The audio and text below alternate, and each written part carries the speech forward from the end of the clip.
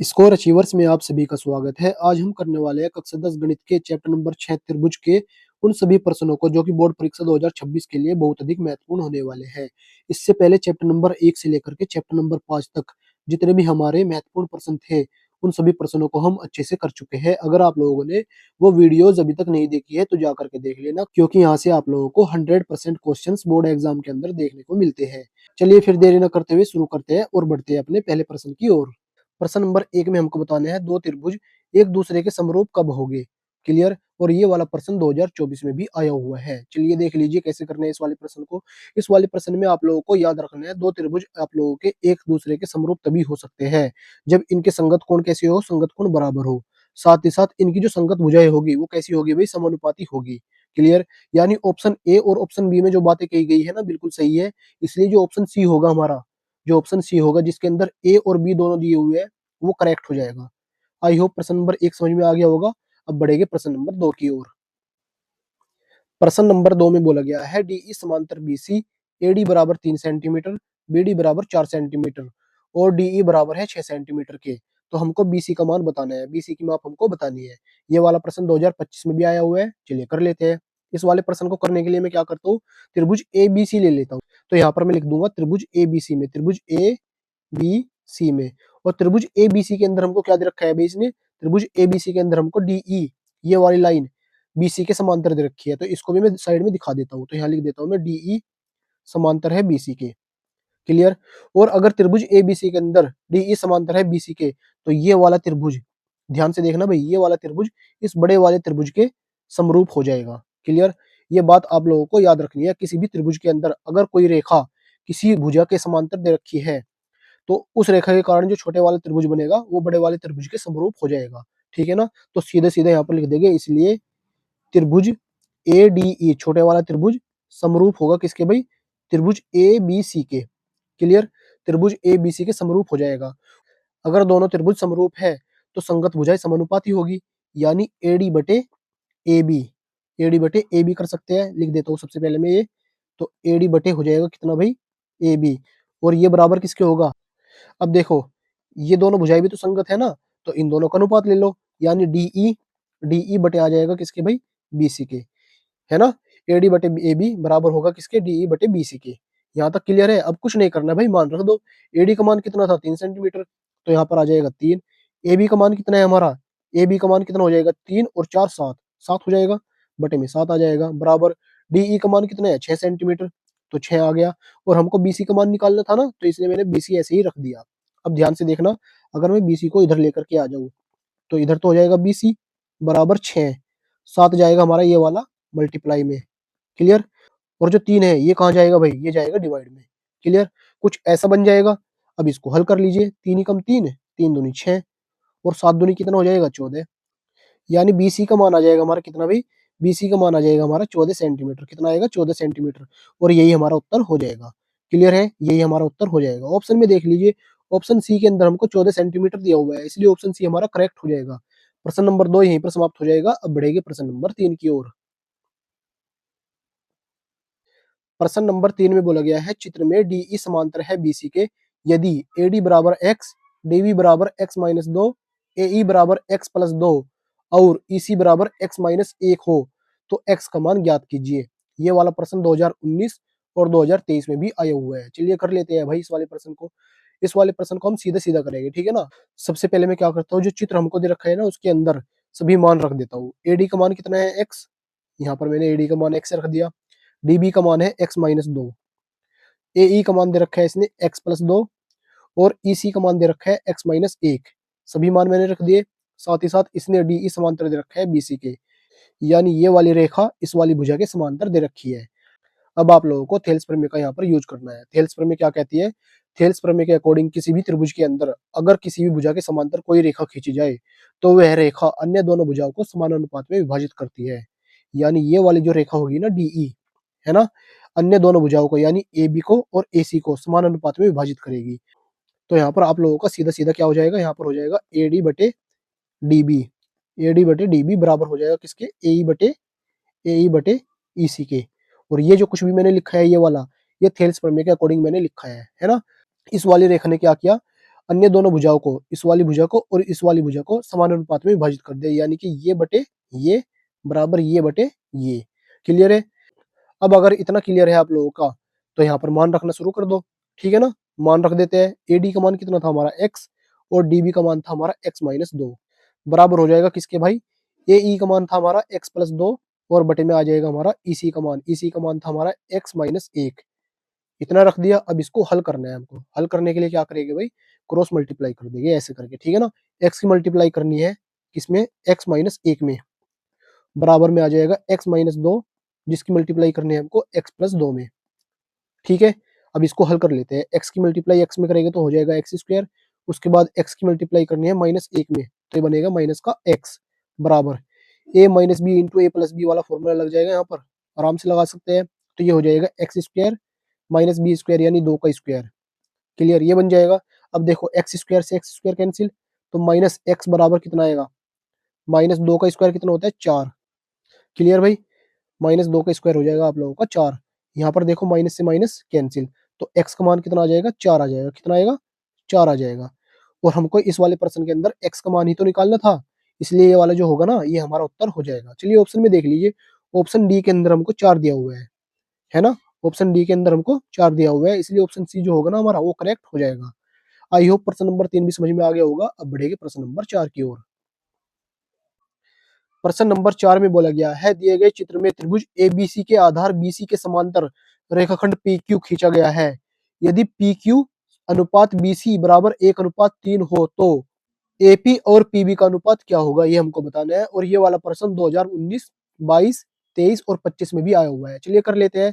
इस वाले प्रश्न को करने के लिए मैं क्या करता हूँ भाई, सबसे पहले त्रिभुज एबीसी ले लेता हूँ, है ना? तो यहाँ लिख देंगे हम त्रिभुज एबीसी में, ये मैंने लिख दिया। अब त्रिभुज एबीसी के अंदर इसने क्या दे रखा है, जो बीसी है वो समांतर है किसके, पीक्यू के। इसको भी नोट कर लेते हैं।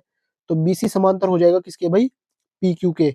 तो पीक्यू के कारण जो बनने वाला त्रिभुज है, ये वाला बड़े वाले त्रिभुज के समरूप हो जाएगा, है ना? ऐसा प्रश्न हमने पहले भी किया हुआ है, तो इसमें कोई भी प्रॉब्लम नहीं होनी चाहिए आप लोगों के। तो हम यहाँ पर सीधे सीधे लिखेंगे, इसलिए त्रिभुज ए पी क्यू, छोटे वाले त्रिभुज समरूप होगा बड़े वाले त्रिभुज के। बड़े वाले त्रिभुज क्या है हमारा, ए बी सी, त्रिभुज ए बी सी, ये आ जाएगा। क्लियर? अगर दोनों त्रिभुज हमारे समरूप है, तो संगत भुजाएं हमारी कैसी होगी, समानुपाती होगी। यानी यहाँ पर हम ले सकते हैं क्या भाई, एपी बटे किसके, ए बी के। एपी बटे ए बी हो जाएगा, लिख देता हूँ मैं सबसे पहले। तो एपी बटे हो जाएगा किसके, ए बी के। और ये बराबर किसके होगा भाई, ये वाली भुजा इस वाली भुजा के संगत है, तो यहाँ पर हो जाएगा पी क्यू बटे बी सी के। तो यहाँ लिख देता हूँ मैं पी क्यू बटे बी सी के। क्लियर? ये मैंने लिख दिया। अब आप लोग यहाँ पर ब्रैकेट के अंदर लिखना चाहो तो लिख सकते हो, क्या लिखोगे, समरूप त्रिभुजों की संगत भुजाएं समानुपाती होती है। मैं लिख देता हूँ चलो। इतना करने के बाद इसको हल करना है, कैसे करना है वो देख लीजिए। ऊपर आ जाएगा एपी, और ए बी बराबर हो जाएगा हमारे किसके भाई, एपी प्लस पीबी के। तो मैं लिख देता हूँ यहाँ पर हो जाएगा क्या भाई, AP, AP plus PB. Clear? और बराबर में आ जाएगा, देखो पी क्यू बटे बीसी का मान कितना है, यहाँ पर देखो इसको मैं लिख सकता हूँ ना ऐसे, पी क्यू बटे बी सी। भाई अनुपात को बटे में लिखा जा सकता है, बिल्कुल। तो बराबर में आ जाएगा 1/3। तो पी क्यू बटे बी सी का मान है हमारा 1/3 के, तो 1/3 सीधा सीधा यहाँ पर आ जाएगा। इतना कर लिया। इतना करने के बाद क्या करना है भाई, क्रॉस मल्टीप्लाई कर देनी है। ठीक है? क्रॉस मल्टीप्लाई करोगे तो क्या हो जाएगा, ये हो जाएगा 3 AP, और बराबर में कितना आएगा, AP प्लस PB, ये आ जाएगा। अब देखो अगर मैं AP को इधर बाई ओर लेकर के आऊंगा तो माइनस हो जाएगा। तो 3 AP में से 1 AP माइनस करेंगे तो कितना बचेगा, 2 AP बच जाएगा, और बराबर आ जाएगा किसके, PB के। क्लियर? या फिर ध्यान से देखना है यहाँ पर, अगर मैं 2 को इधर लेकर के आता हूँ तो 2 जाएगा तुम्हारा डिवाइड में, किस में जाएगा, डिवाइड में। तो कितना बनेगा, यहाँ पर बन जाएगा आप लोगों का AP बराबर PB गुना 1/2, ऐसे लिख लिया मैंने। क्लियर? भाई इससे तो कोई प्रॉब्लम नहीं होगी ना आप लोगों को। अब ध्यान से देखना, अगर मैं PB को इधर बाई ओर लेकर के आऊँ तो ये किस में जाएगा भाई, ये जाएगा डिवाइड में, है ना? मल्टीप्लाई में है तो इसलिए ये जाएगा डिवाइड में। तो यहाँ पर बन जाएगा आप लोगों का AP बटे PB, और ये बराबर आ जाएगा किसके, 1/2 के। क्लियर? या फिर अगर इसको मुझको अनुपात में लिखना है तो कैसे लिख सकता हूँ, AP अनुपात हो जाएगा किसके, PB के, और बराबर में क्या आएगा, 1:2। और भाई इसी का तो अनुपात हमको निकालना था, यही तो मान हमको निकालने के लिए बोला गया था, इसलिए 1:2 हमारा उत्तर हो जाएगा। ऑप्शन में देख लीजिए 1:2 दे रखा है क्या, बिल्कुल ऑप्शन ए के अंदर ही हमको 1:2 दिया हुआ है। तो ऑप्शन ए हमारा करेक्ट हो जाएगा। आई होप प्रश्न नंबर 4 भी समझ में आ गया होगा। अब बढ़ेंगे प्रश्न नंबर 5 की ओर। प्रश्न नंबर 5 में बोला गया है ए बी सी तथा डी ई एफ दो समरूप त्रिभुज है तथा कोण ए बराबर 57 डिग्री और कोण ई बराबर 75 डिग्री हो तो कोण सी का मान ज्ञात कीजिए। और ये वाला प्रश्न 2022 और 2025 में भी आया हुआ है। चलिए इसको करना शुरू कर देते हैं। सबसे पहले ये देखिए, हमको दो त्रिभुज दे रखे हैं और दोनों के दोनों कैसे हैं, अभी समरूप है। तो सबसे पहले मैं इन दोनों त्रिभुजों को ही नोट कर लेता हूँ। यहाँ पर मैंने लिखा, चूंकि त्रिभुज ए बी सी समरूप है किसके भाई, त्रिभुज डी ई एफ के। अगर दोनों त्रिभुज हमारे समरूप है तो संगत कोण कैसे हो जाएगा भाई, संगत कोण हमारे बराबर हो जाएंगे दोनों त्रिभुजों के। अब देखो, कोण ए बराबर हो जाएगा किसके, कोण डी के, क्योंकि दोनों संगत है। ऐसे ही कोण बी बराबर हो जाएगा कोण ई के, और कोण सी बराबर हो जाएगा कोण एफ के। चलिए मैं लिख देता हूँ नीचे। यहाँ पर देखो, कोण ए बराबर हो गया किसके भाई, कोण डी के। क्लियर। ऐसे ही कोण बी बराबर हो जाएगा कोण ई के, और कोण सी बराबर हो जाएगा कोण एफ के। ये लिख दिया। यहाँ पर साइड में ब्रैकेट में लिख देता हूँ समरूप त्रिभुजों के संगत कोण। क्लियर भाई। अगर इतना क्लियर है तो एक बात बताइए, कोण ई बराबर है 75 डिग्री, जबकि कोण ई बराबर है कोण बी के, तो कोण बी का मान निकल जाएगा यहाँ से। बताइए कोण बी का मान कितना आ जाएगा। कोण बी का मान आ जाएगा हमारा कितना भाई, 75 डिग्री ही आ जाएगा। कितना आ जाएगा, 75 डिग्री ही आ जाएगा। क्लियर। कोण ए का मान इसने पहले ही दे रखा है हमको। चलिए आगे देख लीजिए, है ना। अब क्या करेंगे, हम त्रिभुज ए बी सी ले लेंगे। क्या करेंगे भाई, त्रिभुज ए बी सी ले लेंगे। त्रिभुज ए बी सी में, है ना, त्रिभुज ए बी सी मैंने ले लिया। अब त्रिभुज ए बी सी के अंदर एक बात बताइए, अगर तीनों कोणों का मैं सम करता हूँ तो कितना आएगा, 180 डिग्री आएगा। चलिए कर लेते हैं। तो यहाँ पर लिखते हैं कोण ए प्लस कोण बी प्लस कोण सी बराबर में कितना आएगा, 180 डिग्री। क्लियर। यहाँ पर ब्रैकेट में लिख देते हैं त्रिभुज के तीनों कोणों का योग 180 डिग्री होता है। इतना कर लिया भाई। इतना करने के बाद कुछ नहीं करना भाई, मान रख देना है ना। कोण ए का मान हमको दे रखा है 57 डिग्री, तो यहाँ पर आ जाएगा 57 डिग्री प्लस कोण बी का मान हमने निकाला है ये वाला, कितना आया था 75 डिग्री, तो 75 यहाँ पर आ जाएगा प्लस कोण सी, क्योंकि कोण सी का मान ही हमको निकालना था, और बराबर में आ जाएगा 180 डिग्री। ठीक है भाई। अब जोड़ लो 57 और 75 कितना हो जाएगा, 7 और 5 12 का, 2 का हासिल 1 हो जाएगा। 7 और 5 12 और 1 13, तो 132 डिग्री आ जाएगा, और प्लस में चल रहा है हमारा सी, बराबर में आएगा 180 डिग्री। क्लियर भाई। या फिर कोण सी बराबर हो जाएगा 180 डिग्री माइनस 132 डिग्री। घटा लीजिए, कोण सी का मान निकल के कितना आएगा, 10 में से 2 जाकर के बचेगा 8। यहाँ पर 7 रह गया था, 7 में से 3 जाकर के बचेगा 4, और 1 में से 1 जाकर के बचेगा 0, यानी 48 डिग्री आ जाएगा। कितना आएगा, कोण सी का मान आ जाएगा हमारा 48 डिग्री। चलिए ऑप्शन में देख लीजिए, ऑप्शन सी के अंदर हमको 48 डिग्री दिया हुआ है, तो ऑप्शन सी हमारा करेक्ट हो जाएगा। आई होप प्रश्न नंबर 5 भी समझ में आ गया होगा। अब बढ़ेगी प्रश्न नंबर 6 की ओर। प्रश्न नंबर 6 में बोला गया है त्रिभुज ए बी सी एक समबाहु त्रिभुज इस प्रकार है कि एडी लंब है बीसी पर, तो एडी स्क्वायर का मान ज्ञात कीजिए। और ये वाला प्रश्न 2023 में भी आया हुआ है। चलिए कर लेते हैं इस वाले प्रश्न को। इस वाले प्रश्न को करने के लिए क्या करेंगे, सबसे पहले एक समबाहु त्रिभुज बना लेंगे। क्लियर भाई। सबसे पहले एक समबाहु त्रिभुज बना लेंगे और इसको नाम दे देंगे त्रिभुज ए बी सी का। ठीक है। तो यहाँ पर हो जाएगा ए बी सी। साथ ही साथ इसने आगे क्या बोला, जो एडी है वो बीसी पर लंब है। चलिए इसका भी निर्माण कर लेते हैं। तो ये एडी हो जाएगा क्या भाई, तुम्हारा बीसी पर लंब। और अगर एडी तुम्हारा बीसी पर लंब है तो यहाँ पर 90 डिग्री का एंगल बनेगा, और यहाँ पर भी 90 डिग्री का कोण बन जाएगा आप लोगों का। चलिए लिख देते हैं भाई। अब यहाँ पर लिख देंगे, सबसे पहले दिया है और जो जो हमको दे रखा है उसको नोट कर लेंगे। क्या दे रखा है, त्रिभुज एबीसी कैसा है हमारा, समबाहु त्रिभुज। तो यहाँ पर हो जाएगा त्रिभुज एबीसी एक समबाहु त्रिभुज है। साथ ही साथ हमको दे रखा है जो एडी है वो बीसी पर लंब है।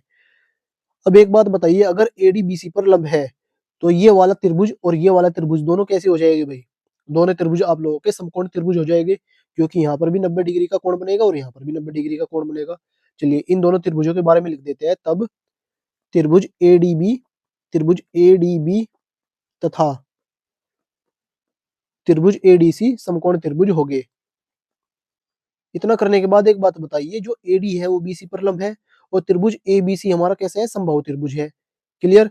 और अगर एडी बीसी पर लंब है तो क्या एडी बीसी को समद्विभाजित नहीं करेगा, बिल्कुल करेगा भाई। तो यहाँ पर हम क्या लिख सकते हैं, जो बीडी है हमारा वो किसके बराबर हो सकता है, हमारा डीसी के। तो इस बात को मैं लिख देता हूँ यहाँ पर, है ना। तो यहाँ पर हो जाएगा बीडी बराबर डीसी के। क्लियर। या फिर इसको मैं ऐसे भी लिख सकता हूँ, क्या, बीडी बराबर डीसी बराबर 1/2 ए बी के। अब यहाँ पर देखो, हाफ ए बी मैंने क्यों लिखा, 1/2 ए बी क्यों लिखा? त्रिभुज ए बी सी हमारा समबाहु त्रिभुज है, तो तीनों भुजा बराबर होगी। और अगर तीनों भुजा बराबर है तो किसी भी भुजा का अगर मैं हाफ करता हूँ, किसी भी भुजा का मैं अगर आधा करता हूँ, तो अन्य दोनों भुजाओं के आधे के बराबर होगा या नहीं होगा? वो बिल्कुल होगा। तो यहाँ पर जो बी डी होगा ना त्रिभुज ए बी सी के अंदर, भुजा ए बी के हाफ के बराबर होगा, भुजा ए बी के आधे के बराबर होगा ही होगा वो। क्लियर? यही बात मैंने यहाँ पर लिखी है। अगर इतना समझ में आ गया ना, तो आगे देखिए क्या करना है भाई। आगे आप लोगों को त्रिभुज ए डी बी ले लेना है, तो यहाँ पर लिख देंगे त्रिभुज ए डी बी में। अब त्रिभुज ए डी बी के अंदर देख लीजिए, 90 डिग्री के सामने ये वाली भुजा तो हो जाएगी आप लोगों की कर्ण। क्या होगी? कर्ण। क्लियर भाई? ये हो जाएगा आप लोगों का लंब, ये हो जाएगा आप लोगों का लंब, और ये हो जाएगा आधार। क्लियर? कर्ण भी है, लंब भी है, आधार भी है, और त्रिभुज एडीबी हमारा समकोण त्रिभुज भी है ना? तो हम यहाँ पर पाइथागोरस प्रमेय का यूज कर सकते हैं, तो यहाँ पर लिख देते हैं पाइथागोरस प्रमेय से। अब देखिए भाई, पाइथागोरस प्रमेय के अकॉर्डिंग क्या होगा? पाइथागोरस प्रमेय के अकॉर्डिंग हो जाएगा, जो कर्ण होगा ना, कर्ण का स्क्वायर वो बराबर हो जाएगा आधार का स्क्वायर प्लस लंब के स्क्वायर के। क्लियर भाई? जो कर्ण का स्क्वायर होगा ना, वो आधार के स्क्वायर और लंब के स्क्वायर के सम के बराबर आ जाएगा।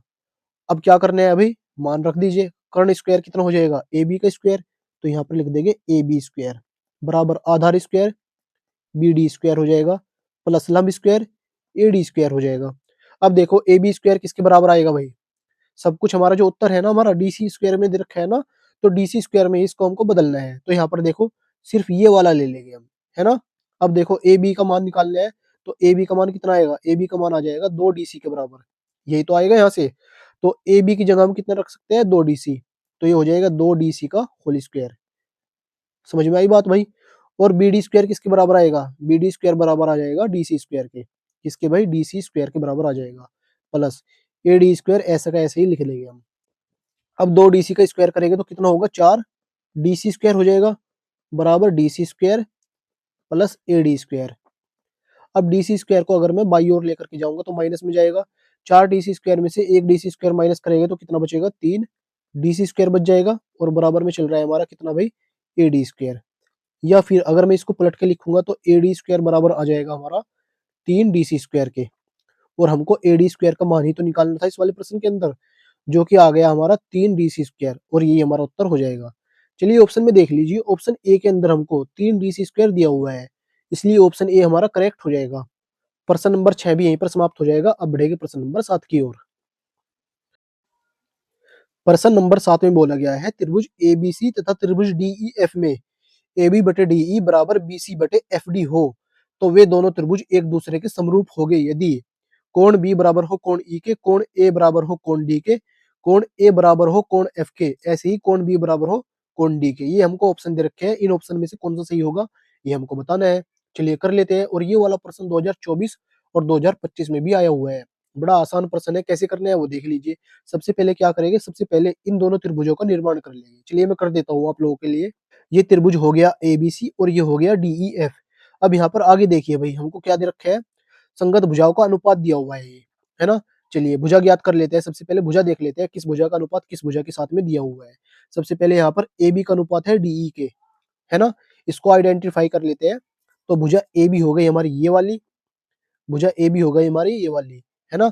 और डी यू हो गई हमारी ये वाली भुजा। इस वाली भुजा का अनुपात इस वाली भुजा के साथ में है। साथ ही साथ बीसी का जो अनुपात है वो डी एफ के साथ में है। और बीसी भुजा है हमारी ये वाली, और डी एफ भुजा है हमारी ये वाली। क्लियर? और आगे इसने क्या पूछा हमसे? वे दोनों त्रिभुज समरूप हो गए यदि, है ना? अब दो त्रिभुज समरूप हमारे कब होते हैं भाई? दो त्रिभुज हमारे समरूप तभी होते हैं जब उनकी संगत भुजाओं का एक जोड़ा समानुपाती हो, साथ ही साथ उस जोड़े के अंतर्गत बनने वाला कोण बराबर हो। जैसे कि ये वाला, एक तो ये हो गया, रेड पेन ले लेता हूँ। जैसे एक तो ये हो गया अभी, है ना? और एक जोड़ा ये हो गया। क्लियर? और इनके बीच में जो कोण बनेगा, अगर ये वाला कोण बराबर है तो दोनों त्रिभुज हमारे कैसे हो जाएंगे? दोनों त्रिभुज हमारे समरूप हो जाएंगे।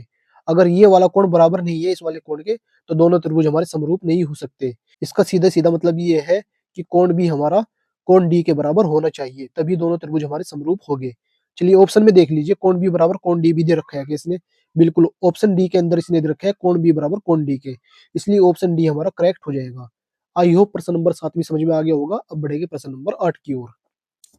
प्रश्न नंबर 8 में बोला गया है, चित्र में त्रिभुज एम एन एल त्रिभुज पी क्यू आर में कोण एम बराबर कोण क्यू बराबर 70 डिग्री, एम एन बराबर 3 सेंटीमीटर, एम एल बराबर 4.5 सेंटीमीटर, पी क्यू बराबर 2 सेंटीमीटर तथा क्यू आर बराबर 3 सेंटीमीटर हो तो निम्नलिखित में से सही होगा। ये वाला प्रश्न 2024 में भी आया हुआ है। चलिए कर लेते हैं भाई। सबसे पहले हम क्या करेंगे, त्रिभुज एम एन एल, त्रिभुज पी क्यू आर दोनों ले लेंगे, है ना। तो यहाँ पर लिखेंगे त्रिभुज एम एन एल तथा त्रिभुज पी क्यू आर में अब हम क्या करेंगे, इन दोनों त्रिभुजों की संगत भुजाओं का अनुपात निकालेंगे, ठीक है ना। तो सबसे पहले क्या हो जाएगा, एम एन हो जाएगा और बटे में हो जाएगा पी क्यू। इन दोनों का अनुपात देख लेते हैं भाई, एम एन और पी क्यू का क्या आता है। तो यहाँ पर हो जाएगा एम एन बटे पी क्यू। अब इसका मान निकाल लेते हैं। सबसे पहले एम एन का मान है हमारा 3 और पी क्यू का मान है हमारा 2। 3/2 आ जाएगा और 3/2 का मतलब कितना होता है, 1.5 होता है। कितना होता है, 1.5। एम एन बटे पी क्यू का मान हमने निकाल लिया। अब दूसरी भुजा का निकाल लेते हैं अभी। कौन सी वाली का, एम एल का, किसके साथ में, क्यू आर के। तो यहाँ पर हो जाएगा एम एल बटे बटे में आएगा क्या तुम्हारा, क्यू आर। तो क्यू आर हो जाएगा और बराबर में कितना आएगा, 4.5 और बटे में हो जाएगा हमारा 3। 4.5 को 3 से डिवाइड करेंगे ना तो 1.5 ही आएगा, है ना। तब इसका मतलब क्या है भाई, इसका मतलब सीधे सीधे ये है कि एम एन बटे पी क्यू बराबर है हमारा किसके, एम एल बटे क्यू आर के। क्लियर भाई। एक तो ये मतलब हो गया। साथ ही साथ संगत भुजाओं के मध्य जो कोण बन रहा है ना, वो हमको बराबर दिया हुआ है। इसको भी लिख लेते हैं भाई। यानी यहाँ पर हो जाएगा हमारा कोण एम बराबर किसके, कोण क्यू के, है ना। और बराबर हो जाएगा किसके, 70 डिग्री के। ये हमको दिया हुआ था तो यहाँ पर लिख देंगे दिया है। क्या लिखेंगे यहाँ पर, दिया है। अब ध्यान से देखना भाई, दो तो संगत भुजाएं हमारी समानुपातिक आ गई और एक कोण बराबर आ गया, है ना।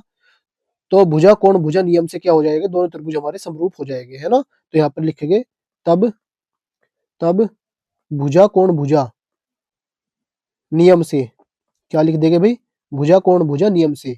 भुजा कोण भुजा नियम से क्या हो जाएगा, दोनों त्रिभुज हमारे समरूप हो जाएंगे।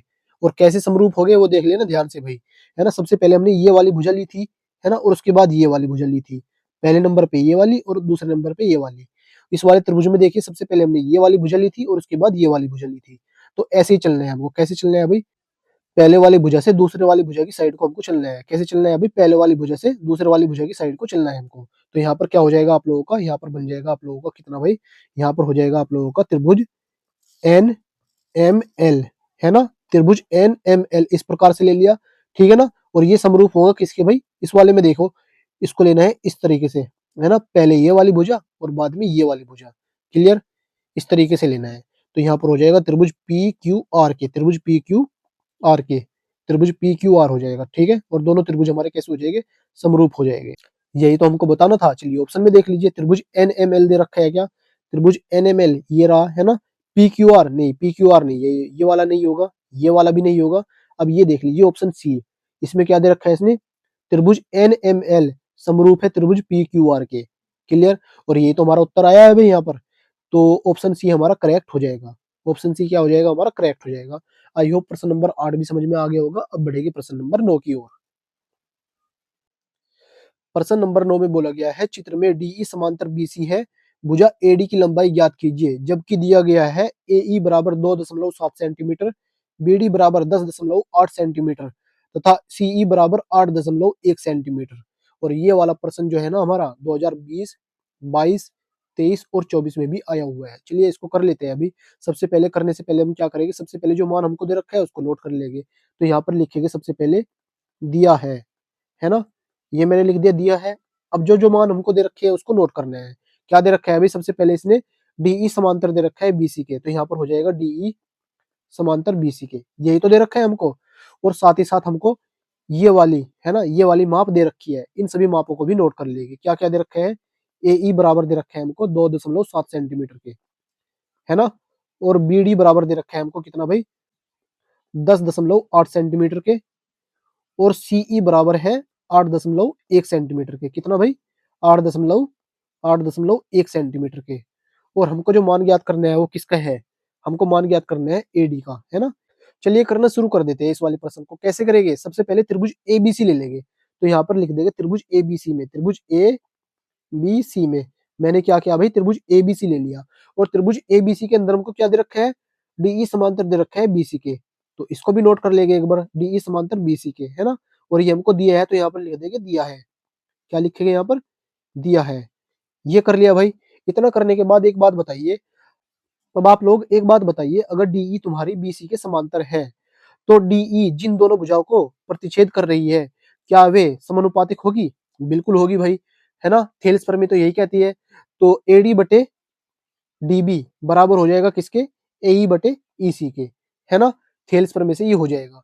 चलिए मैं लिख देता हूँ यहाँ पर हो जाएगा क्या भाई, तब तब हो जाएगा आप लोगों का एडी एडी बटे डीबी और बराबर हो जाएगा किसके? ये एई बटे ईसी के, यही तो होगा। ब्रैकेट में लिख देंगे थेल्स प्रमेय से।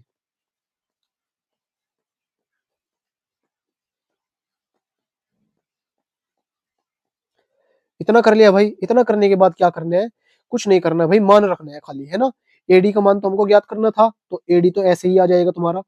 जबकि डीबी का मान कितना आया हमारा? डीबी मतलब बीडी, है ना। डीबी मतलब बीडी, इसका मान आया है हमारा 10.8 सेंटीमीटर, तो यहाँ पर हो जाएगा 10.8 बराबर एई का मान हमारा कितना आया था? एई का मान आया था 2.7, है ना। और साथ ही साथ ईसी का मान था हमारा कितना भाई? ईसी का मतलब है सीई से 8.1।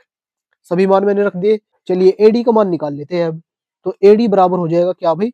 10.8 हमारा डिवाइड में है, अगर मैं इधर लेकर के जाऊंगा तो ये जाएगा इधर मल्टीप्लाई में, तो इधर जाकर के हो जाएगा 2.7 और मल्टीप्लाई 10.8 बटे में आएगा तुम्हारा कितना भाई? 8.1 आ जाएगा। क्लियर? 8.1 आ जाएगा। अब देखिए कितनी बार जाएगा ये, है ना। सबसे पहले पॉइंट से पॉइंट चला जाएगा। अब देखो 27 और 81 बन गया ऊपर नीचे। 27 और 81 किससे जा सकता है? 9 से, या फिर 27 से 81 होता है ना सीधे सीधा। तो 27 ही कम 27 और 27 हो जाएगा 81। चला गया भाई। अब आगे देखिए भाई, आगे एक बार इसको नोट कर लीजिए, है ना। तो ये हो जाएगा 10.8 और बटे में आएगा 3। अब इसको कैंसिल करना है ना। तो एडी बराबर हो जाएगा किसके? देखो 3 कम 3, 3 तिया हो जाएगा 9, पॉइंट लग जाएगा, एक बचेगा। 8 नोट करोगे तो 18 हो जाएगा, और 3 चंग 18 है। तो किसके बराबर आ जाएगा? 3.6 के बराबर आएगा। किसके? 3.6 के। सब कुछ सेंटीमीटर में था, तो ये भी सेंटीमीटर में ही आ जाएगा। तो एडी का मान कितना आएगा? 3.6 आ जाएगा। 3.6 सेंटीमीटर, और यही हमारा क्या हो जाएगा भाई? यही हमारा उत्तर हो जाएगा।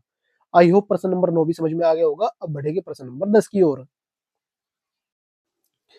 प्रश्न नंबर 10 में बोला गया है, चित्र में डी समांतर एसी और डी एफ समांतर ए ई है, सिद्ध कीजिए कि बी एफ बटे एफ ई बराबर बी ई बटे ई सी होगा। और ये वाला प्रश्न 2022 और 2025 में भी आ चुका है। चलिए इस वाले प्रश्न को करना शुरू कर देते हैं। सबसे पहले क्या करेंगे भाई, ये जो मान हमको दे रखा है उसको एक बार नोट कर लेंगे। तो यहाँ पर लिखेंगे जो कुछ भी हमको दे रखा है उसको, है ना। तो यहाँ पर लिख करके दिया है, जो कुछ भी दे रखा है उसको नोट कर लेंगे। क्या क्या दे रखा है हमको? सबसे पहले इसने दे रखा है डीई समांतर एसी, तो यहाँ पर नोट करेंगे डीई समांतर एसी हमको दिया हुआ है। साथ ही साथ इसने हमको क्या दे रखा है? डी एफ समांतर एई भी हमको दे रखा है इसने। क्लियर भाई? और जो सिद्ध करना है उसको भी एक बार नोट कर लेंगे। तो यहाँ पर लिख देंगे सिद्ध करना है। सिद्ध क्या करना है हमको? सिद्ध करना है हमको बी एफ बटे एफ ई बराबर बी ई बटे ई सी, ये हमको सिद्ध करना है। चलिए अब इस प्रश्न को करना शुरू कर देते हैं। सबसे पहले यहाँ पर देखिए हमको क्या दे रखा है इसने? हमको इसने दे रखा है डीई समांतर एसी के। ठीक है ना भाई, डीई समांतर एसी के दे रखा है। डी तुम्हारी ये वाली लाइन है और एसी ये वाली लाइन है, या रेखा बोल सकते हैं। क्लियर? और ये दोनों किस त्रिभुज के अंदर आती है? त्रिभुज एबीसी के अंदर आती है, दोनों के दोनों। तो क्या करेंगे? सबसे पहले त्रिभुज एबीसी ले लेंगे। तो यहाँ पर लिखेंगे त्रिभुज एबीसी में, त्रिभुज एबीसी में, त्रिभुज एबीसी में। और त्रिभुज एबीसी के अंदर हमको क्या दे रखा है? अभी त्रिभुज एबीसी के अंदर हमको दे रखा है डीई समांतर एसी के, यही तो दे रखा है। चलिए लिख देते हैं। दिया है, दिया है, ये लिख दिया मैंने भाई। क्लियर? त्रिभुज एबीसी के अंदर देख लीजिए अब क्या होगा। अगर त्रिभुज एबीसी के अंदर डीई समांतर है एसी के, तो जिन दोनों भुजाओं को डीई विभाजित कर रही है या प्रतिच्छेद कर रही है, वे दोनों भुजाएं समानुपाती होगी। वे दोनों भुजाएं क्या होगी भाई? समानुपाती होगी, यानी कि बीडी बटे डी ए बराबर होगा किसके? बीई बटे ईसी के। चलिए लिख देते हैं। इसलिए इसलिए क्या हो जाएगा? बीडी बटे डी ए, और ये बराबर हो जाएगा किसके भाई? बीई बटे बीई बटे ईसी के। और रीजन में क्या लिखेंगे भाई? इसका कारण क्या लिखेंगे? और रीजन में क्या लिखेंगे भाई? और रीजन में क्या लिखेंगे भाई? रीजन में लिख देंगे थेल्स प्रमेय से, या फिर 6.1 प्रमेय से, है ना। थेल्स प्रमेय से लिख देता हूं मैं। ये हो गया भाई। इसको मान लेंगे समीकरण 1। क्या मान लेंगे इसको? इसको मान लेंगे समीकरण 1। इतना कर लिया। इतना करने के बाद आगे देखिए भाई, हमको इसने डी एफ समांतर एई के दे रखा है ना। अब दोनों लाइन को देख लीजिए, कौन कौन सी लाइन है ये हमारी? डी एफ तुम्हारी ये वाली लाइन हो गई, और ए ई कौन सी हो गई, ये वाली, है ना। तो कौन सा त्रिभुज लोगे इस बार, त्रिभुज लेना पड़ेगा हमको इस बार ए बी ई। चलिए त्रिभुज ए बी ई ले लेते हैं, तो यहाँ पर लिख देते हैं त्रिभुज ए बी ई में, त्रिभुज ए बी ई के अंदर क्या है भाई, त्रिभुज ए बी ई के अंदर हमको दे रखा है इसने डी एफ समांतर ए ई के, है ना। यहाँ पर ब्रैकेट में लिख देंगे दिया है, दिया है, क्योंकि ये हमको दे रखा था इसने। क्लियर भाई। और त्रिभुज ए बी ई के अंदर अगर डी एफ समांतर है ए ई के, ये वाली भुजा इस वाली भुजा के समांतर है, तो डी एफ जिन दोनों भुजाओं को प्रतिच्छेद कर रही है ना, वे दोनों भुजाएं क्या होगी भाई, वे दोनों भुजाएं हमारी समानुपातिक होगी। यानी बी डी बटे डी ए बराबर होगा किसके इस बार, बी एफ बटे एफ ई के। चलिए लिख देते हैं, इसलिए बी डी बटे डी ए बराबर होगा किसके भाई, बी एफ बटे एफ ई के। क्लियर।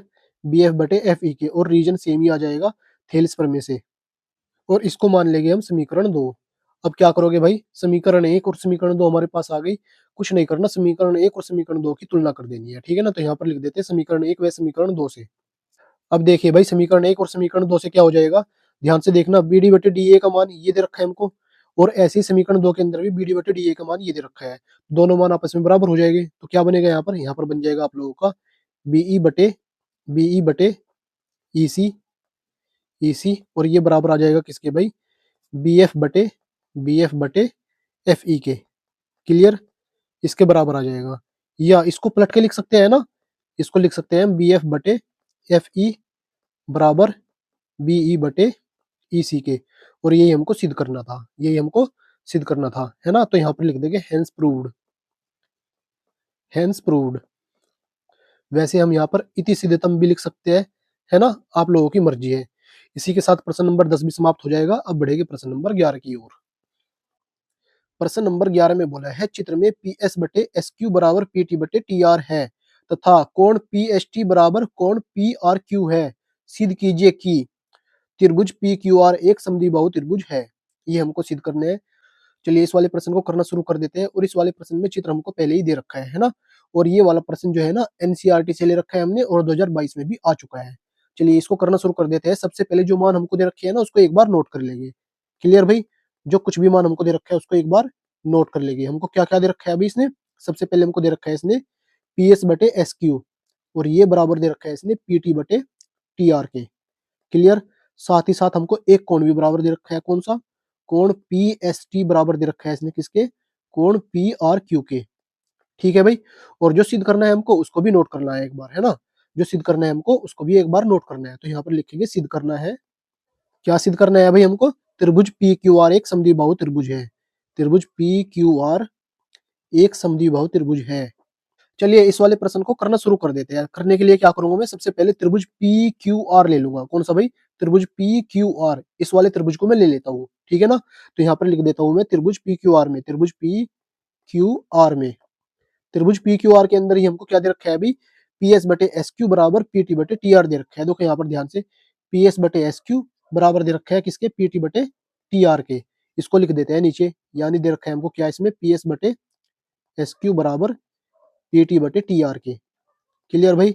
और आगे लिख देंगे दिया है, क्या लिखेंगे, दिया है। और अगर ये हमको अनुपात बराबर दे रखे हैं, तो क्या हो जाएगा भाई, जो एस टी भुजा है हमारी, एस टी रेखा है हमारी, वो क्यू आर के समांतर हो जाएगी, है ना, थेल्स प्रमेय की विलोम प्रमेय से। क्लियर। तो यहाँ पर लिखेंगे इसलिए एस टी समांतर होगी किसके भाई, क्यू आर के, और रीजन में लिख देंगे थेल्स प्रमेय के विलोम से।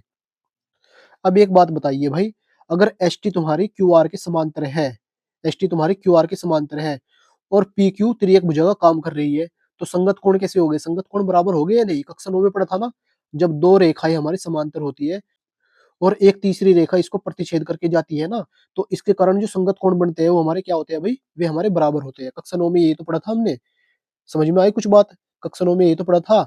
अब एक बात बताइए, ये वाला कोण इस वाले कोण के बराबर हो जाएगा या नहीं, क्योंकि दोनों के दोनों कैसे है, संगत है। तो यहाँ पर मैं लिख देता हूँ तब तब कोण पी एस टी, कौन से वाले ले लिया मैंने, पी एस टी, ये बराबर हो जाएगा किसके भाई, ये बराबर हो जाएगा तुम्हारा कोण पी क्यू आर के। किसके बराबर हो गए, कोण पी क्यू आर के बराबर हो जाएगा। क्लियर। पी क्यू आर के बराबर हो जाएगा, और यहाँ पर लिख देंगे संगत कोण, क्या लिखेंगे, संगत कोण। क्लियर भाई। यहाँ पर मैंने लिख दिया संगत कोण और इसको मान लेंगे समीकरण 1। यहाँ तक क्लियर है। साथ ही साथ इसने पहले से ही हमको कोण पी एस टी बराबर दे रखा है कोण पी आर क्यू के, इसको भी लिख लेते हैं। कोण पी एस टी बराबर किसके दे रखा है इसने, कोण पी आर क्यू के भाई। क्लियर। यहाँ पर लिख देते हैं दिया है, दिया है क्योंकि ये मान हमको दे रखा है, इसको मान लेंगे समीकरण 2। अब समीकरण 1 और समीकरण 2 की तुलना कर देते हैं, है ना। तो यहाँ पर लिखेंगे समीकरण 1 व समीकरण 2 से। चलिए भाई समीकरण 1 और समीकरण 2 से देख लीजिए क्या हो जाएगा।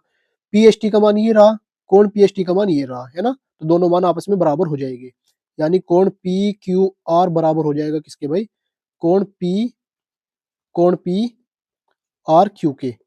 यहाँ तक क्लियर है भाई, कोण पी आर क्यू के बराबर हो जाएगा ये। ठीक है। आगे देखिए अब कैसे करना है।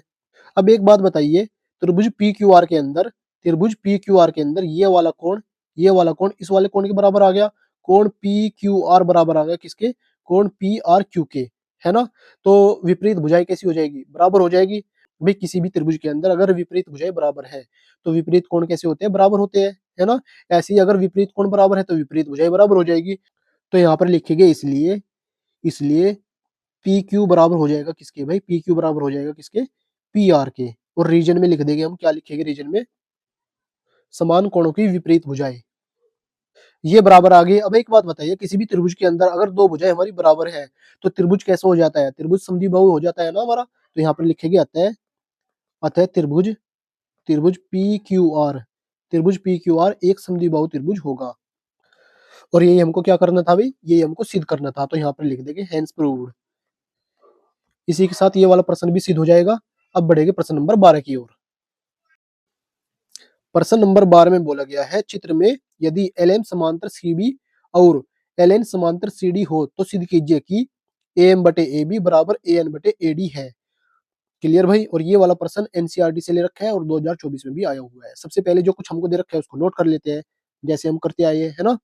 इस बार मैं यहाँ पर करूंगा, यहाँ पर लिख देता हूँ दिया है, दिया है। क्या क्या दे रखा है हमको, LM दे रखा है समांतर CB के, साथ ही साथ LN समांतर दे रखा है हमको किसके भाई, CD के। क्लियर। और हमको जो सिद्ध करना है उसको भी नोट कर लेते हैं। यहाँ पर लिखेंगे सिद्ध करना है, क्या सिद्ध करना है भाई, AM बटे AB बराबर AN बटे AD के, ये हमको सिद्ध करना है। चलिए इस वाले प्रश्न को करना शुरू कर देते हैं। सबसे पहले यहाँ पर देखना भी ध्यान से, हमको दे रखा है इसने LM समांतर CB के, है ना। पहचान करो भाई, LM का है तुम्हारी साइड ये वाली, और ये किसके समांतर है, CB के, है ना। तो कौन से त्रिभुज के अंदर आई हुई है ये दोनों की दोनों, ये दोनों की दोनों आई हुई है त्रिभुज ABC के अंदर। तो कौन सा त्रिभुज लेना है हमको, सबसे पहले त्रिभुज ABC। चलो ले लेते हैं, यहाँ पर लिख देता हूँ मैं त्रिभुज ABC में। अब त्रिभुज ABC के अंदर देखो हमको क्या दे रखा है इसने, LM दे रखा है समांतर CB के, है ना। LM समांतर दे रखा है CB के। चलिए ये मैंने लिख दिया।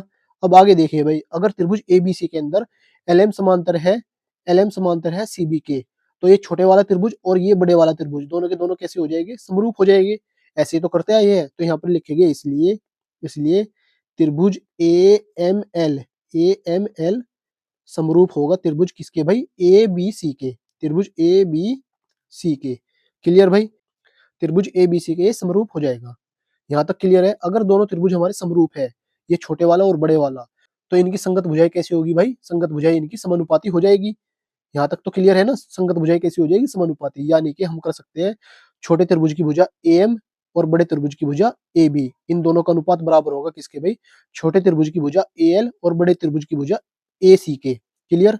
इन दोनों को मैं लिख देता हूँ यहाँ पर। तो यहाँ पर हो जाएगा क्या भाई, अतः, अतः AM बटे क्या हो जाएगा भाई, AM बटे हो जाएगा AB, AB और ये बराबर आएगा किसके, AL बटे AL बटे AL बटे AC के।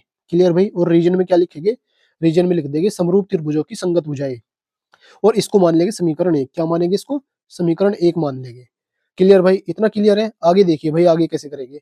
इस बार आगे देखो भाई, हमको क्या दे रखा है इसने, हमको दे रखा है इसने LN समांतर CD के, है ना। पहचान कर लीजिए, LN ये वाली साइड और CD ये वाली साइड, दोनों समांतर है। तो कौन सा त्रिभुज लोगे इस बार, त्रिभुज ADC लेना पड़ेगा इस बार भाई। कौन सा, त्रिभुज ADC। चलिए ले लेते हैं, यहाँ पर लिख देते हैं त्रिभुज ADC में, त्रिभुज ADC में।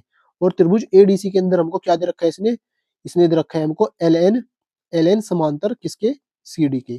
क्लियर। यही तो दे रखा है हमको, ये मैंने लिख दिया भाई। अब आगे देखो भाई, आगे देखो, अगर एल एन तुम्हारा सी डी के समांतर है तो ये वाला छोटे वाला त्रिभुज और ये बड़े वाला त्रिभुज दोनों कैसे हो जाएंगे तुम्हारे, दोनों समरूप हो जाएंगे। जैसा ऊपर किया था सेम ऐसे ही कर लेंगे नीचे, है ना। ये वाला त्रिभुज और ये बड़े वाला त्रिभुज दोनों समरूप हो जाएंगे। चलिए लिख देते हैं त्रिभुज ए एन एल। इसलिए त्रिभुज ए एन एल ये समरूप हो जाएगा किसके भाई, त्रिभुज ए डी सी के, त्रिभुज ए डी सी के। क्लियर। और अगर दोनों त्रिभुज समरूप है, और अगर दोनों त्रिभुज समरूप है तो संगत भुजाएं कैसी होगी, समानुपाती। यानी कि ए एन बटे ए डी बराबर हो जाएगा किसके, ए एल बटे ए सी के। मैं लिख देता हूँ भाई यहाँ पर हो जाएगा अतः ए एन बटे ए डी, और ये बराबर होगा किसके, ए एल बटे ए सी के। क्लियर। और रीजन सेम ही आ जाएगा। समान त्रिभुजों की संगत भुजाएं ये मैंने लिख दिया भाई। क्लियर। और इसको मान लेंगे समीकरण 2। क्या मानेगी इसको, समीकरण 2। अब क्या करना है, समीकरण 1 और समीकरण 2 की तुलना करनी है। तो यहाँ पर लिखेंगे समीकरण 1 व समीकरण 2 की तुलना करने पर। अब देखिए भाई समीकरण 1 और समीकरण 2 की जब हम तुलना करेंगे तब क्या होगा वो देख लीजिए यहाँ पर, है ना। यहाँ पर देखना ए एल बटे एल सी का मान ये दे रखा है हमको, और ऐसे ही ए एल बटे एल सी का मान ये आ गया था हमारा। तो ये दोनों मान भी आपस में कैसे हो जाएंगे, दोनों मान भी आपस में बराबर हो जाएंगे, क्योंकि दोनों के दोनों मान ही ए एल बटे एल सी के हैं। तो यहाँ पर बन जाएगा आप लोगों का ए एम बटे ए बी, ए एम बटे ए बी बराबर किसके भाई, बराबर आ जाएगा ये ए एन बटे ए डी के। क्लियर भाई, ए एन बटे ए डी के। और यही तो हमको सिद्ध करना था, यही तो हमको सिद्ध करना था, इसलिए यहाँ पर लिख देंगे हेंस प्रूव्ड। क्या लिखेंगे, हेंस प्रूव्ड।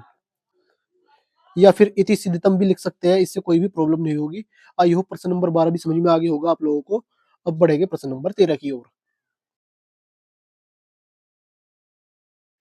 प्रश्न नंबर 13 में बोला गया है किसी त्रिभुज एबीसी की भुजा बीसी पर एक बिंदु डी इस प्रकार स्थित है कि कोण एडीसी बराबर कोण बीएसी है।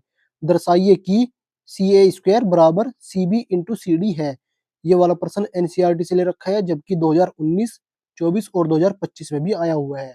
चलिए इस वाले प्रश्न को करना शुरू कर देते हैं। सबसे पहले क्या करेंगे भाई, जो हम करते आए हैं सबसे पहले जो मान हमको दे रखा है उसको एक बार नोट कर लेंगे। क्या दे रखे हैं, त्रिभुज एबीसी दे रखा है सबसे पहले, तो यहाँ पर लिख देते हैं त्रिभुज एबीसी में, त्रिभुज एबीसी में क्या दे रखा है, भुजा बीसी पर डी बिंदु इस प्रकार है। किस प्रकार है भाई, कोण एडीसी, कोण एडीसी बराबर है कोण बीएसी के। ये मान हमको दे रखा है। क्लियर भाई, जो हमको दे रखा था वो हमने लिख लिया। अब जो हमको दर्शाना है वो लिख देते हैं यहाँ पर। क्या दर्शाना है भाई हमको, क्या दर्शाना है हमको, इसमें हमको दर्शाना है सी ए स्क्वायर बराबर सी बी इंटू यानी मल्टीप्लाई सी डी। ये हमको दर्शाना है। क्लियर भाई। चलिए इस वाले प्रश्न को करना शुरू कर देते हैं। करने के लिए क्या करेंगे, सबसे पहले जो हमको दे रखा है ना इसके अकॉर्डिंग एक त्रिभुज बना लेंगे एबीसी। क्लियर भाई। चलिए मैं बना देता हूँ सबसे पहले।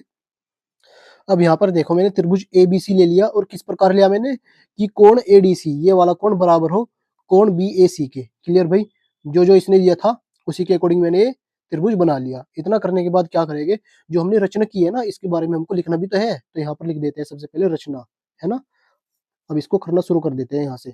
यहाँ पर मैंने लिख दिया रचना। अब रचना में मैंने क्या किया, सबसे पहले त्रिभुज एबीसी बनाया, है ना। और त्रिभुज एबीसी भी किस प्रकार से बनाया कि कोण एडीसी बराबर हो कोण बीएसी के। इसी के बारे में मैं लिख देता हूँ। ये मैंने लिख दिया भाई, त्रिभुज एबीसी इस प्रकार बनाया कि कोण एडीसी बराबर कोण बीएसी हो। क्लियर भाई, जो रचना की थी हमने उसके बारे में लिख दिया।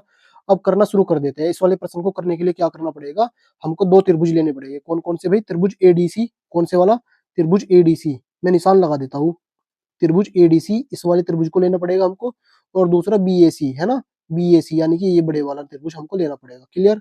ये दोनों त्रिभुज मुझको लेने पड़ेंगे तभी ये वाला प्रश्न हल हो सकता है। चलिए मैं ले लेता हूँ, है ना। तो यहाँ पर मैं लिख देता हूँ त्रिभुज एडीसी तथा त्रिभुज बीएसी में। अब इन दोनों त्रिभुज के अंदर देखो भाई, त्रिभुज एडीसी और त्रिभुज बीएसी के अंदर, त्रिभुज एडीसी में ये वाला कोण और त्रिभुज बीएसी में ये वाला कोण दोनों बराबर है, तो दोनों को लिख देते हैं यहाँ पर। तो यहाँ पर हो जाएगा कोण एडीसी, एडीसी बराबर कोण बीएसी के, है ना। और ये हमको दे रखा था तो यहाँ पर लिख देंगे दिया है, दिया है। ये लिख दिया भाई। अब ध्यान से देखना भाई एक चीज और, त्रिभुज एडीसी के अंदर ये वाला कोण, है ना। त्रिभुज बीएसी के अंदर ये वाला कोण, ये कोण कॉमन है, कॉमन है ना ये कोण, यानी कि उभयनिष्ठ है। तो यहाँ पर हम लिखेंगे कोण एडीसी, कोण एडीसी नहीं लिखेंगे, इस वाले का नाम दे देंगे हम क्या भाई, कोण एसीडी। क्या नाम देंगे इसको, कोण एसीडी, एसीडी, है ना। कोण एसीडी इस प्रकार से, है ना। कोण एसीडी नाम ये हो गया। और बड़े वाले त्रिभुज में कौन सा कोण हो जाएगा, ये वाला कोण बीसीए। तो कोण बी सी ए के बराबर हो जाएगा ये, क्लियर। और रीजन में लिखेंगे क्या, उभयनिष्ठ। क्या लिखेंगे भाई, उभयनिष्ठ, क्योंकि ये कॉमन था दोनों में, तो उभयनिष्ठ लिख दिया मैंने रीजन में, क्लियर। उभयनिष्ठ हो गया रीजन में। अब आप लोग एक बात बताइए, त्रिभुज एडीसी और त्रिभुज बीएसी के अंदर दो कोण हमारे बराबर आ गए, और किन्हीं भी दो त्रिभुजों के अंदर अगर दो कोण बराबर आ जाते हैं तो दोनों त्रिभुज कैसे हो जाते हैं हमारे, समरूप। तो यहाँ पर लिखेंगे अतः अतः त्रिभुज एडीसी समरूप होगा भाई त्रिभुज बी ए सी के, और रीजन में लिख देंगे कोण कोण समरूपता से, या फिर कोण कोण नियम से, या फिर हम एंगल एंगल नियम से भी लिख सकते हैं, क्लियर। कुछ भी लिख दो, तीनों सही है ना। तो यहाँ पर लिख देते हैं एंगल एंगल नियम से, क्लियर भाई। इतना कर दिया, इतना कर दिया। अब एक बात बताइए, क्योंकि दोनों त्रिभुज हमारे कैसे हैं, समरूप है, तो संगत भुजाएं कैसी होगी भाई, समानुपाती होगी। संगत भुजाएं हमारी समानुपाती होगी। अब देखिए, सी ए के अकॉर्डिंग लेना है हमको, है ना भाई। सबसे पहले छोटे वाले त्रिभुज के अंदर देखिए, एडीसी के अंदर, है ना, इस वाले कोण के सामने कौन सी भुजा है तुम्हारी, सी ए। तो ले लो भाई, सी ए मैंने ले ली, है ना, सी ए मैंने ले ली। यहाँ पर तब कर देते हैं, सी ए ले ली। अब बड़े वाले त्रिभुज के अंदर देखिए, ये वाला कोण रहा है ना, ये वाला कोण इस वाले कोण के बराबर था ना, और इस वाले कोण के सामने भुजा कौन सी है तुम्हारी, बी सी। तो बटे में आ जाएगा किसके, बी सी के बराबर, क्लियर भाई, बराबर। अब छोटे त्रिभुज के अंदर देखो भाई, छोटे त्रिभुज के अंदर देखो, ये कोण लिया था हमने और ये वाला कोण लिया था, खाली ये वाला कोण बच गया था ना, ये वाला कोण हमारा बच गया था, है ना, ये वाला कोण बच गया था। अब देखो यहाँ पर इस वाले कोण के जो बच गया था, इस वाले कोण के सामने कौन सी भुजा आएगी, डीसी। तो डीसी ले लो भाई, डीसी ले लिया। अब बड़े वाले त्रिभुज में देखो भाई, ये कौन बच गया था, इसके सामने कौन सी भुजा आएगी हमारी, इसके सामने आएगी एसी। तो हम यहाँ पर ले लेंगे एसी, क्लियर। इस प्रकार से लेना है। और यहाँ पर रीजन में क्या लिखेंगे, समरूप त्रिभुजों की संगत भुजाएं, क्लियर भाई। अब कुछ नहीं करना भाई, क्रॉस मल्टीप्लाई कर देनी है, क्लियर। क्रॉस मल्टीप्लाई कर देनी है इस प्रकार से, चलो कर दो। सी ए की मल्टीप्लाई सी ए में करेंगे, है ना, या फिर लिख देता हूं मैं एक बार, सी ए मल्टीप्लाई ए सी। ए सी का मतलब क्या होता है, सी ए, है ना, इसको पलट के लिख दो, कोई भी प्रॉब्लम नहीं होगी। और बी सी की मल्टीप्लाई हो जाएगी तुम्हारे डी सी के अंदर, क्लियर। अब सी ए मल्टीप्लाई सी ए क्या हो जाएगा, ये हो जाएगा सी ए का स्क्वायर बराबर। अब यहाँ पर देखो भाई, सी बी की जगह देखो, यहाँ पर इसने बी सी, यहाँ पर तो मैंने बी सी कर दिया, लेकिन यहाँ पर जो हमको सिद्ध करना था उसमें कितना है, सी बी। तो बी सी को लिख देंगे हम सी बी, ठीक है, पलट दो यार, कोई भी प्रॉब्लम नहीं होगी, इनटू, है ना। और डीसी को लिख रखा है इसने सी डी, तो यहाँ पर हम कर देंगे सी डी, क्लियर भाई। और ये तो हमको सिद्ध करना था, देख लो एक बार, ये तो हमको सिद्ध करना था, है ना। और इसी के साथ यहाँ पर ये वाला प्रश्न जो होगा ना, समाप्त हो जाएगा और सिद्ध भी हो जाएगा। तो यहाँ पर लिख देंगे इति सिद्धतम, या फिर हैंस प्रूव्ड। आई होप ये वाला प्रश्न भी आप लोगों की समझ में आया होगा। अब बढ़ेंगे प्रश्न नंबर 14 की ओर। प्रश्न नंबर 14 में बोला गया है, चित्र में क्रमशः ओपी, ओक्यू और ओ आर पर स्थित बिंदु ए बी सी इस प्रकार है कि ए बी समांतर है पी क्यू के और ए सी समांतर है पी आर के। और हमको दर्शाना है इसमें क्या भाई, बी सी समांतर होगी क्यू आर के। और ये वाला प्रश्न जो है ना, एनसीईआरटी से लिया हुआ है। चलिए इस वाले प्रश्न को भी कर लेते हैं भाई। सबसे पहले जो मान हमको दे रखे हैं उसको एक बार नोट कर लेंगे, है ना। तो यहाँ पर लिखेंगे दिया है, जो जो मान हमको दे रखे हैं उसको लिख लेना है, ठीक है। क्या दे रखा है अभी हमको, हमको दे रखा है इसने क्या, त्रिभुज पी क्यू आर के अंदर, है ना। त्रिभुज पी क्यू आर के अंदर ना लिख करके हम क्या करेंगे, सीधा सीधा क्या लिखेंगे, ए बी समांतर पी क्यू। एक तो हमको ये दे रखा है, साथ ही साथ ए सी समांतर दे रखा है हमको किसके, पी आर के, क्लियर। ये हमने लिख लिया। और जो दर्शाना है उसको भी एक बार नोट कर लेंगे। तो यहाँ पर लिख देते हैं दर्शाइए कि, और दर्शाना क्या है भाई हमको, हमको दर्शाना है बी सी समांतर क्यू आर के, है ना, ये हमको दर्शाना है। चलिए इस वाले प्रश्न को करना शुरू कर देते हैं। सबसे पहले यहाँ पर देखिए ध्यान से, ए बी समांतर है हमारा किसके भाई, पी क्यू के, है ना, पहचान कर लीजिए। अब देखो ए बी तुम्हारी ये रही, ये वाली लाइन ए बी, ये वाली लाइन किसके समांतर है, क्यू आर के। तो कौन सा त्रिभुज लोगे भाई, त्रिभुज पी ओ क्यू हमको लेना पड़ेगा। सबसे पहले क्या लेना पड़ेगा, त्रिभुज पी ओ क्यू। चलिए ले लेते हैं इसको। तो यहाँ पर लिख देते हैं त्रिभुज पी ओ क्यू में, त्रिभुज पी ओ क्यू में, त्रिभुज पी ओ क्यू के अंदर क्या दे रखा है हमको, त्रिभुज पी ओ क्यू के अंदर ए बी समांतर पी क्यू दे रखा है ना। तो इसको लिख लेते हैं ए बी समांतर पी क्यू। और यहाँ पर साइड में लिख देंगे दिया है ना, ये हमको दे रखा था इसलिए यहाँ पर लिख दिया दिया है। अब आप लोग एक बात बताइए, अगर ए बी समांतर है पी क्यू के, ए बी समांतर है पी क्यू के, तो ये वाला अनुपात इस वाले अनुपात के बराबर हो गया या नहीं, बिल्कुल होगा भाई, है ना। थेल्स प्रमेय के अकॉर्डिंग ये बराबर हो जाएगा। तो अब हमको ये लिखना है, तो यहाँ पर लिखेंगे इसलिए, इसलिए कैसे लिखेंगे भाई, ऐसे ले लेंगे, है ना। तो ये हो जाएगा ओ ए बटे ए पी। तो यहाँ पर लिख देते हैं ओ ए बटे ए पी। और ये बराबर किसके होगा भाई, ये बराबर हो जाएगा ओ बी बटे बी क्यू के। तो यहाँ पर हो जाएगा ओ बी और बटे में आ जाएगा बी क्यू। क्लियर भाई। और रीजन में लिख देंगे थेल्स प्रमेय से। क्लियर भाई। और इसको मान लेंगे समीकरण एक। क्या मान लेंगे इसको? समीकरण एक मान लेंगे। अब देखो भाई आगे, है ना, हमको क्या दे रखा है? एसी समांतर पी आर के। एसी समांतर दे रखा है पी आर के। पहचान करो भाई, एसी ये वाली साइड किसके समांतर दे रखी है? पी आर के, है ना। ये वाली लाइन इस वाली लाइन के समांतर दे रखी है। तो कौन सा त्रिभुज लोगे इस बार? त्रिभुज पी ओ आर हमको लेना पड़ेगा। कौन सा? त्रिभुज पी ओ आर। चलिए ले लेते हैं भाई और करना शुरू कर देते हैं। यहाँ पर लिखेंगे त्रिभुज पी ओ आर में, पी ओ आर में, त्रिभुज पी ओ आर के अंदर क्या दे रखा है हमको? त्रिभुज पी ओ आर के अंदर हमको एसी समांतर दे रखी है किसके? पी आर के। क्लियर भाई। अब एक बात बताइए, ये हमको दे रखा है ना, तो यहाँ पर लिख देंगे दिया है, जैसे ऊपर लिखा था दिया है। ठीक है भाई, दिया है। अब एक बात बताइए, अगर एसी ये वाली साइड इस वाली साइड के समांतर है, तो इस बार भी साइड वाली जो ये भुजाई है ना, इनका अनुपात कैसे होगा? बराबर होगा, है ना। समान अनुपात में प्रतिच्छेद करेगी एसी इन दोनों भुजाओं को। तो यहाँ पर हो जाएगा क्या भाई? ओ ए बटे ए पी। क्या बनेगा? ओ ए बटे ए पी बराबर किसके आ जाएगा? ये बराबर आ जाएगा ओ सी बटे सी आर के। किसके? ओ सी बटे सी आर के बराबर आ जाएगा। और रीजन जो ऊपर था ना, सेम वही हो जाएगा थेल्स प्रमेय से। क्लियर भाई। और ये मान लेंगे हम समीकरण दो। इसको मान लेंगे समीकरण दो। अब समीकरण एक और समीकरण दो की तुलना करनी है। ठीक है। समीकरण एक और समीकरण दो की तुलना करनी है। तो यहाँ पर लिखेंगे समीकरण एक व समीकरण दो की तुलना करने पर। चलिए भाई तुलना कर दीजिए। यहाँ पर देखिए ओ ए बटे ए पी का मान कितना दे रखा है हमको? ओ बी बटे बी क्यू। समीकरण दो के अंदर भी ओ ए बटे ए पी का मान हमको क्या दे रखा है? ओ सी बटे सी आर। तो ये वाला मान और ये वाला मान दोनों बराबर आ जाएंगे समीकरण एक और समीकरण दो से। तो यहाँ पर लिखेंगे ओ बी बटे बी क्यू बराबर किसके भाई? ओ सी बटे सी आर के। क्लियर। चलिए भाई इतना कर दोगे? इतना करना तो आसान है ना आपके लिए। चलिए आगे देख लीजिए, अब आगे कैसे करना है। आगे देख लीजिए भाई कैसे करना है। आगे करने के लिए क्या करोगे भाई? आगे करने के लिए आप लोगों को त्रिभुज, कौन से वाला त्रिभुज लेना पड़ेगा? आगे आप लोगों को त्रिभुज ओ आर क्यू लेना पड़ेगा। ये वाला त्रिभुज है ना, ओ क्यू आर या फिर ओ आर क्यू, ये वाला त्रिभुज आप लोगों को लेना पड़ेगा, तभी ये वाला प्रश्न हल होगा हमारा, है ना। तो यहाँ पर त्रिभुज ओ क्यू आर ले लेते हैं। तो यहाँ पर लिख देते हैं त्रिभुज ओ क्यू आर में, त्रिभुज ओ त्रिभुज ओ क्यू आर में। दोबारा से लिख लेते हैं इसको अच्छे से, है ना। त्रिभुज ओ क्यू आर में।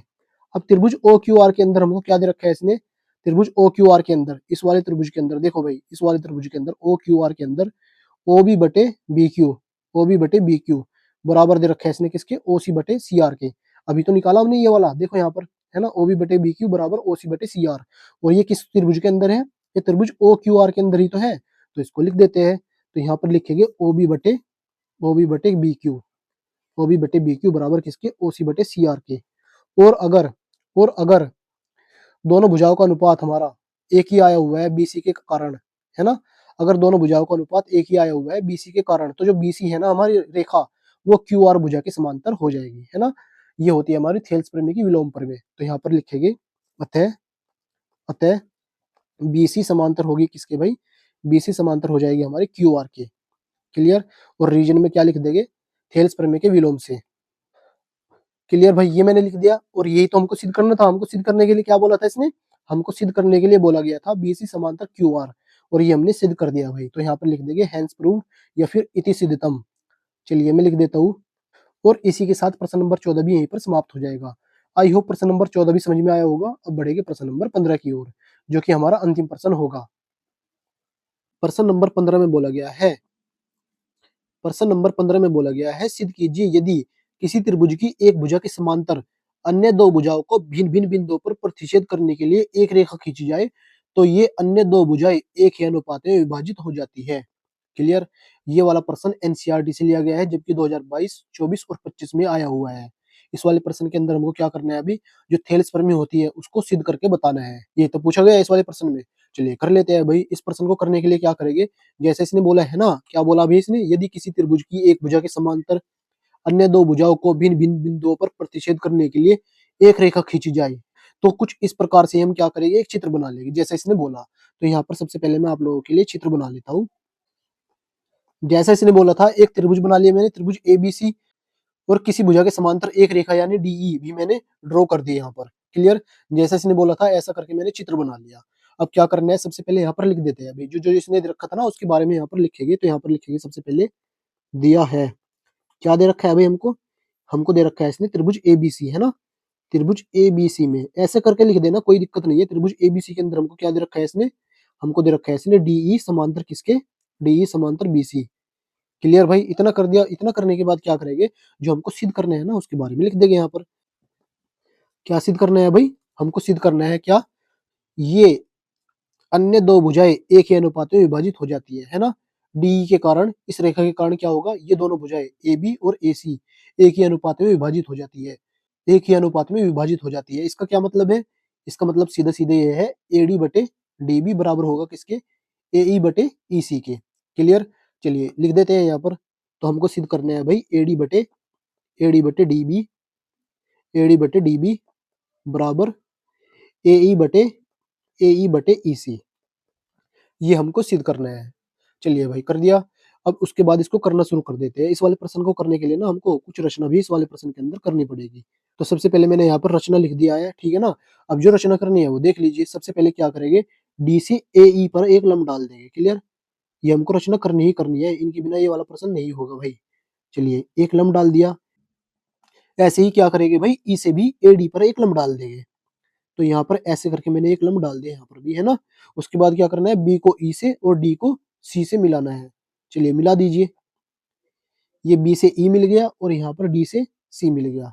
क्लियर, ये आप लोगों को यहाँ पर रचना में करना है। चलिए इसके बारे में मैं लिख देता हूँ जो जो मैंने किया है यहाँ पर।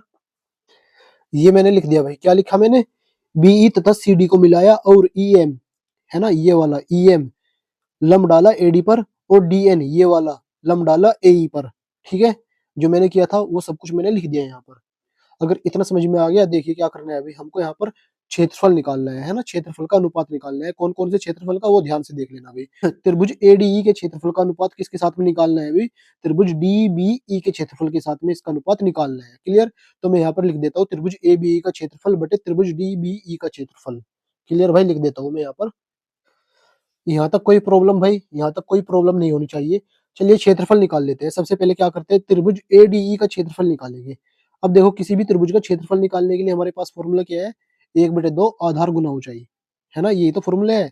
अब देखो 1/2 तो आ जाएगा, आधार क्या है हमारा, इस वाले त्रिभुज के लिए आधार लेंगे हम एडी। क्लियर भाई, आधार क्या ले लेंगे, एडी। और ऊंचाई क्या हो जाएगी हमारी, जो हमने लंब डाला था, यानी ई एम हमारी ऊंचाई हो जाएगी। समझ में आई बात, है ना। आधार हो जाएगा एडी और लंब हो जाएगा हमारा ऊंचाई ई एम। क्लियर, अगर ये समझ में आ गया तो यहाँ पर लिख देते हैं क्या भाई, 1/2 आधार का मान आ गया हमारा कितना, एडी, और ऊंचाई आ गई हमारी ई एम। समझ में आया भाई, त्रिभुज एडीई का क्षेत्रफल निकल के आ गया। अब त्रिभुज डीबीई का क्षेत्रफल निकाल लेते हैं, है ना। सेम फॉर्मूला लगेगा, 1/2 आधार गुना ऊंचाई। तो देखो इस वाले त्रिभुज के अंदर जो हमारा आधार होगा वो क्या हो जाएगा, डीबी, डीबी आधार हो गया। लेकिन ऊंचाई इस वाले त्रिभुज के अंदर भी क्या रहेगी हमारी, ई एम ही रहेगी। समझ में आई बात, ऊंचाई हमारी क्या रहेगी, ई एम ही रहेगी। चलिए फॉर्मूला लगा देते हैं, यहाँ पर हो जाएगा 1/2, इस बार आधार हो गया हमारा डीबी और गुना ऊंचाई क्या हो गई हमारी, ई एम। क्लियर भाई, ऊंचाई हो गई हमारी ई एम। अब देखो यहाँ पर ई एम से ई एम कैंसिल, और 1/2 से 1/2 कैंसिल हो जाएगा। क्या बच गया, यहाँ पर बच गया एडी बटे डीबी। इसको मान लेंगे समीकरण 1। क्या मानेंगे इसको, समीकरण 1। अब सेम प्रोसेस हम क्या करेंगे, देखो इधर से हमने क्षेत्रफल निकाल लिया। अब दाईं ओर से भी क्षेत्रफल इसी प्रकार से निकाल लेंगे। किस किस का, त्रिभुज एडीई का क्षेत्रफल किसके साथ में निकालेंगे, त्रिभुज ई सी डी के साथ में। समझ में आई बात, इन दोनों का ऐसे ही करके क्या करेंगे, अनुपात निकाल लेंगे। चलिए यहाँ पर मैं लिख देता हूँ, क्या लिखूंगा मैं यहाँ पर, त्रिभुज एडीई का क्षेत्रफल कैसे निकालेंगे इस बार, आधार तो हो जाएगा हमारा क्या भाई, एई, और ऊंचाई हो जाएगी इस बार हमारी डीएन। क्या होगी ऊंचाई, डीएन हो जाएगी। चलिए लिख देते हैं यहाँ पर हो जाएगा 1/2, आधार ले लिया मैंने एई इस बार, और ऊंचाई ले लेंगे कितनी भाई, डीएन। तो यहाँ पर आ जाएगा डीएन। समझ में आई बात भाई। अब त्रिभुज ईसीडी का क्षेत्रफल देखो, त्रिभुज ईसीडी का क्षेत्रफल, आधार हो गया हमारा क्या भाई, ईसी, आधार हो गया हमारा ईसी। ऊंचाई कितनी हो जाएगी, ऊंचाई हो जाएगी ये वाली यानी डीएन, है ना। चलिए लिख देते हैं। तो 1/2 आधार, आधार हो गया हमारा ईसी, और ऊंचाई हो जाएगी हमारी कितनी भाई, डीएन। अब जो कुछ कैंसिल हो रहा है ना उसको कैंसिल कर लो, 1/2 से 1/2 कैंसिल, डीएन से डीएन कैंसिल, जो बच गया उसको नोट करो। ए ई बटे क्या बच गया भाई, ए ई बटे बच गया ई सी। इसको मान लेंगे समीकरण 2। इसको मान लेंगे समीकरण 2। अब यहाँ पर देखो भाई आगे कैसे करना है, यहाँ तक तो इजी है ना, यहाँ तक तो इजी है भाई। क्या करना है आप लोगों को, सिंपल ये याद रखना है। सबसे पहले क्या करोगे, त्रिभुज एडीई का क्षेत्रफल बटे त्रिभुज डीबीई का क्षेत्रफल निकाल लोगे। क्लियर, ये निकाल लिया। उसके बाद क्या करना है, त्रिभुज एडीई का क्षेत्रफल और त्रिभुज ईसीडी का क्षेत्रफल निकालना है। अब यहाँ पर देखो भाई, जो डीई है तुम्हारा वो बीसी के समांतर है ना। और जो डीई आधार है तुम्हारा, इसी के ऊपर देखो यहाँ पर डीबीई है ना, एक ये त्रिभुज बना हुआ है और दूसरा ईसीडी ये त्रिभुज बना हुआ है। अब आप लोगों को याद रखना है, एक ही आधार पर समांतर भुजाओं के बीच त्रिभुजों का जो क्षेत्रफल होता है ना वो बराबर होता है। यानी डीबीई का क्षेत्रफल इस वाले त्रिभुज का क्षेत्रफल बराबर हो जाएगा किसके में, ईसीडी वाले त्रिभुज के क्षेत्रफल के बराबर, ईसीडी वाले इस वाले के बराबर हो जाएगा। क्लियर। अब इसी के बारे में लिख देते हैं, यहाँ पर क्या लिखेंगे, अब वो देख लीजिए। यहाँ पर लिखेंगे त्रिभुज डी बी ई का क्षेत्रफल, क्या लिखेंगे भाई, त्रिभुज डी बी ई का क्षेत्रफल ये बराबर हो जाएगा किसके भाई, त्रिभुज ई सी डी के क्षेत्रफल के, ई सी डी का क्षेत्रफल। ठीक है भाई, इसका क्षेत्रफल। और इसको मान लेंगे समीकरण 3। क्या मानेंगे इसको, समीकरण 3। इसके बारे में लिख देते हैं सबसे पहले, उसके बाद इसको समीकरण 3 मान लेंगे। इसके बारे में क्या लिखेंगे, एक ही आधार पर समांतर भुजाओं के बीच त्रिभुजों का क्षेत्रफल, ये मैंने लिख दिया। और इसको मान लेंगे समीकरण 3। क्लियर भाई, इसको मान लेंगे समीकरण 3। इतना करने के बाद क्या करना है, जो समीकरण 3 का मान है इसको क्या करेंगे, समीकरण 2 में रख देंगे, है ना। तो यहाँ पर लिख देते हैं समीकरण 2 में रखने पर। अब देखो भाई समीकरण 2 में क्या बन जाएगा आप लोगों का, यहाँ पर हो जाएगा आप लोगों का त्रिभुज ए डी ई, क्या हो जाएगा ऊपर, त्रिभुज ए डी ई का क्षेत्रफल और बटे में क्या आएगा भाई, त्रिभुज ई सी डी का क्षेत्रफल जो है ना वो बराबर किसके था, वो था डी बी ई के क्षेत्रफल के। तो यहाँ पर आ जाएगा त्रिभुज डी बी ई का क्षेत्रफल। ठीक है भाई, हमने मान रख दिया। और बराबर में क्या आ गया तुम्हारा, ए ई बटे आ गया तुम्हारा ई सी, ये आ गया। और इसको मान लेंगे समीकरण 4। क्या मानेंगे, समीकरण 4। अब क्या करना है, समीकरण 1 और समीकरण 4 की तुलना कर देनी है भाई। तो यहाँ पर लिखेंगे समीकरण 1 व समीकरण 4 से। अब समीकरण 1 और समीकरण 4 से क्या हो जाएगा भाई, वो देख लीजिए। समीकरण 1 और समीकरण 4 से देखिए, एडी बटे डीबी बराबर किसके भाई, एडी बटे डीबी बराबर हो जाएगा ए ई बटे ई सी के। ये हो जाएगा, है ना, ये हो जाएगा। और ये हमको क्या करना था भाई, सिद्ध करना था। इसलिए यहाँ पर लिख देंगे हैंस प्रूव्ड, हैंस प्रूव्ड। इसी के साथ ये वाला प्रश्न भी यहीं पर समाप्त हो जाएगा, साथ ही साथ ये चैप्टर भी यहीं पर समाप्त हो जाएगा। अब आप लोगों से अगले चैप्टर में मुलाकात होगी।